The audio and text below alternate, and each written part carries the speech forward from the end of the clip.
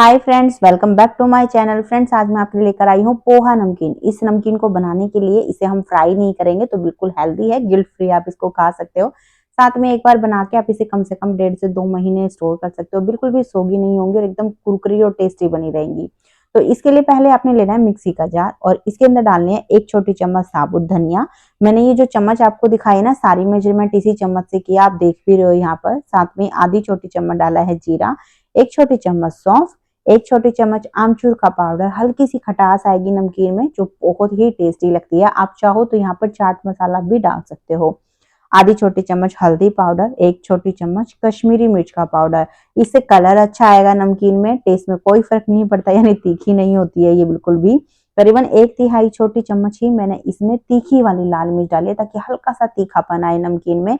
यहाँ पर इसकी जो क्वांटिटी आप अपने टेस्ट के हिसाब से थोड़ी सी कम या ज्यादा कर सकते हो। अब इसमें करीबन आधी छोटी चम्मच डाला है मैंने काला नमक। तो काला नमक आपने जरूर ऐड करना है नमकीन में, इसका बहुत बढ़िया टेस्ट आता है। आधी छोटी चम्मच ही सादा नमक डाला है। इसकी क्वांटिटी आप अपने टेस्ट के हिसाब से थोड़ी सी कम या ज्यादा कर सकते हो। अब 1 छोटी चम्मच इसमें मैंने मीठा ऐड किया, यानी देसी खांड लिया मैंने। आप यहाँ चीनी भी ले सकते हो। मेरे घर में मीठी नमकीन ज्यादा पसंद नहीं करती, इसलिए मैंने कम ऐड किया है। आप चाहो तो यहाँ पर 1 चम्मच और देसी खांड या चीनी बढ़ा सकते हो। अब बस आपने सारी चीजों को अच्छे से पीस लेना है, बिल्कुल फाइन आपने इसका पाउडर बना लेना है। जितना हो सके ना उतना फाइन पाउडर आप रखना है इसका, ताकि नमकीन के ऊपर ये अच्छे से कोट हो जाए। अब इसके बाद हमें लेनी है एक छलनी और इसमें डालना है 2 कप पोहा। मैंने ये मीडियम वाला पोहा लिया है, जिसे हम पोहा बनाते हैं ना, वो ही लिया है यहाँ पर। और इस पोहे को ना आपने छान लेना है। छानने से क्या होगा, थोड़ा बहुत जो डस्ट होगा इसमें से निकल जाएगा। वैसे यहाँ पे ये पोहे में से डस्ट नहीं निकला, थोड़ा बहुत हल्का फुल्का ही था। तो पोहा लेने के बाद अब आपने इसको डालना है कढ़ाई के अंदर और इसे हम धीमी आंच पे सेक लेंगे। सेकने से ये बिल्कुल क्रिस्प हो जाएंगे, खाने में और ज्यादा क्रंची और टेस्टी लगेंगे। यहाँ पर आपने इनको सेकते समय ध्यान रखना है कि आंच बिल्कुल धीमी रखनी है और इसे बिल्कुल हल्के हाथों से सेकना है। अगर आप जल्दी जल्दी में सेकोगे ना तो पोहा यहाँ पर टूट जाएगा, क्योंकि ये बिल्कुल क्रिस्प होता जाएगा और जैसे जैसे क्रिस्प होगा ना ये टूटना शुरू हो जाएगा। तो अभी यहाँ पोहा पे हल्का हल्का सा गोल्डन कलर आना शुरू हो गया है, तो इस स्टेज पे आप इसको चेक कर लेना है एक बार। चेक करने के लिए सिंपल आपने यही करना है कि पोहा को उठा के ना अच्छे से मसलना है। तो आप जैसे यहाँ देख रहे हो इसका बढ़िया सा चूरा बन रहा है, तो ऐसा चूरा पोहा का बनना चाहिए। अगर इस तरीके से चूरा नहीं बनता है, इसका मतलब आपका पोहा थोड़ा सा सोगी है, तो आप उसे हल्का सा और सेक लेना। तो बस अभी इस पोहे को हम निकाल लेंगे। निकालने के बाद हमें लेना है 1 कप मखाना और इसको भी धीमी आंच पे ही सेक लेंगे।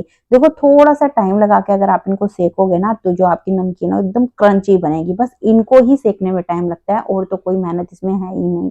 तो मखाना को भी अच्छे से सेकने के बाद आप यहाँ देख रहे हो हल्का हल्का सा इसके ऊपर कलर आना शुरू हो गया है। तो बस सिंपल इसको भी आप इसी तरीके से मसल के देखना। अभी आप देख रहे हो बढ़िया से यहाँ पर जो मखाना है वो टूट रहा है, चूरा सा इसका बन रहा है, यानी बहुत अच्छे से सीख गया है। तो जिसमें हमने यहाँ पर पोहा निकाला है प्लेट में, उसी में इसको निकाल लेंगे। अब इसके बाद हम लेंगे 3 टेबल स्पून ऑयल। मैंने यहाँ राइस ऑयल लिया है, आप चाहो तो घी भी ले सकते हो। अब यहाँ पर इतना तेल तो नमकीन में लगेगा ही फ्रेंड्स, क्योंकि हम यहाँ पर इसको फ्राई तो कर नहीं रहे हैं। थोड़ा बहुत तेल तो हमें इसमें डालना ही पड़ेगा, ताकि जो मसाले है वो बढ़िया से नमकीन के ऊपर कोट हो जाए। वैसे जैसे मैंने आपको पहले बताया, अगर आपको ये वाला तेल भी यूज नहीं करना है तो फिर आप यहाँ घी ले सकते हो। तेल को गर्म करने के बाद इसमें आधा कप हम डालेंगे कच्ची वाली मूंगफली और इन मूंगफली को हम धीमी आंच पर ही सेक लेंगे। यहाँ पर मूंगफली को सेकने में आपको ज्यादा टाइम नहीं लगेगा, करीबन 1 से 2 मिनट में ही हल्का सा इनके ऊपर कलर भी आने लग जाएगा और इनमें ना क्रैक्स आने लगेंगे। साथ में ही हल्की हल्की चटकने की इसमें से आवाज आने लगेगी। बस उसी स्टेज पर आपने इसके अंदर डालना है 3 टेबल स्पून बादाम और 3 टेबल स्पून ही काजू। मैंने इन दोनों को 2-2 पीस में, मतलब एक पीस के 2 पीस कट करके डाला है। आप चाहो तो साबुत भी डाल सकते हो। धीमी आंच पे इनको सेक लेंगे जब आपको लगे कि हल्का हल्का सा इनके ऊपर कलर आना शुरू हो गया है। उसके बाद आपने इसमें डालना है 3 टेबल स्पून सूखा वाला नारियल। नारियल को यहाँ मैंने थोड़ा सा पतला और लंबा कट किया है। इसे भी धीमी आंच पे थोड़ा सा हम भून लेंगे जब तक इस पे हल्का सा गोल्डन कलर नहीं आ जाता। यहाँ पर जो भी चीजें मैंने ली हैं इनकी क्वांटिटी आप अपनी पसंद के हिसाब से थोड़ी सी कम या ज्यादा कर सकते हो। तो यहाँ पर सारी चीजें बहुत अच्छे से भून गई हैं, अच्छा सा एक गोल्डन सा कलर इनके ऊपर आ गया है। तो अभी स्टेज पे करीबन 15 से 20 करी पत्ता डाल देंगे। मेरे पास सूखी वाली करी पत्ता थी, फ्रेश करी पत्ता हो आपके पास वो भी ऐड कर सकते हो। अब इसको भी यहाँ पर हल्का सा भून लेंगे। तो यहाँ तो कुछ ज्यादा टाइम लगना ही नहीं होता, कुछ सेकंड में ही करी पत्ता बहुत अच्छे से भून जाता है। बस इस स्टेज पे जो हमने मसाला तैयार किया है ना वो सारा डालेंगे और इसे भी कुछ सेकंड के लिए धीमी आंच पर ही थोड़ा सा भून लेंगे। मसाले ऑयल के साथ में भुनेंगे ना तो इनका जो फ्लेवर थोड़ा सा और इनहेंस हो जाएगा और नमकीन में इनका बढ़िया टेस्ट आएगा। अब बस आपने धीमी आंच पे जो हमने पोहा और मखाना सेक के रखे हुए सारे डाल देंगे और अब बिल्कुल हल्के हाथों से आपने धीमी आंच पर ही इसको मिक्स करना है, थोड़ा आराम से मिक्स करना ताकि पोहा मिक्स करते समय टूटे नहीं और बढ़िया से मसालों की इसके ऊपर कोटिंग हो जाए। आप यहाँ देख रहे हो बढ़िया से कोटिंग हो गई है और इसको मिक्स करते समय ना मैंने आंच धीमी ही रखी थी और पूरे प्रोसेस में मैंने आंच को कम पर ही रखा था।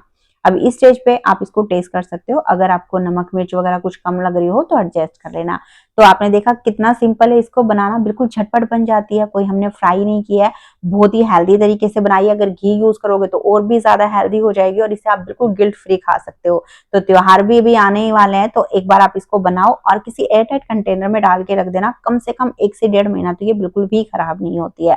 यहाँ पर मैं नमकीन को दिखा रही हूँ आपको तोड़कर, आप देख सकते हो कितनी कुरकुरी सी नमकीन बनी है, बहुत बढ़िया से इसका चूरा हो गया है और ऑयल तो हमने इसमें कुछ खास यूज किया ही नहीं। तो आप देख ही सकते हो बिल्कुल ऑयल फ्री हमारी नमकीन बनकर तैयार हुई है। तो आज की ये रेसिपी आपको कैसी लगी फ्रेंड्स, प्लीज कमेंट करके जरूर बताना। उम्मीद रखती हूँ पसंद आई होगी, थोड़ी सी भी अच्छी लगी है तो प्लीज इसे लाइक जरूर करना, साथ में इसे अपने फैमिली और फ्रेंड्स के साथ भी शेयर कर देना। और अगर आपको ऐसी ही इजी रेसिपी पसंद है जो आप आसानी से घर पे बना सको तो चैनल को सब्सक्राइब भी कर लेना। तो चलिए फिर मिलते हैं आपसे एक नई रेसिपी के साथ में।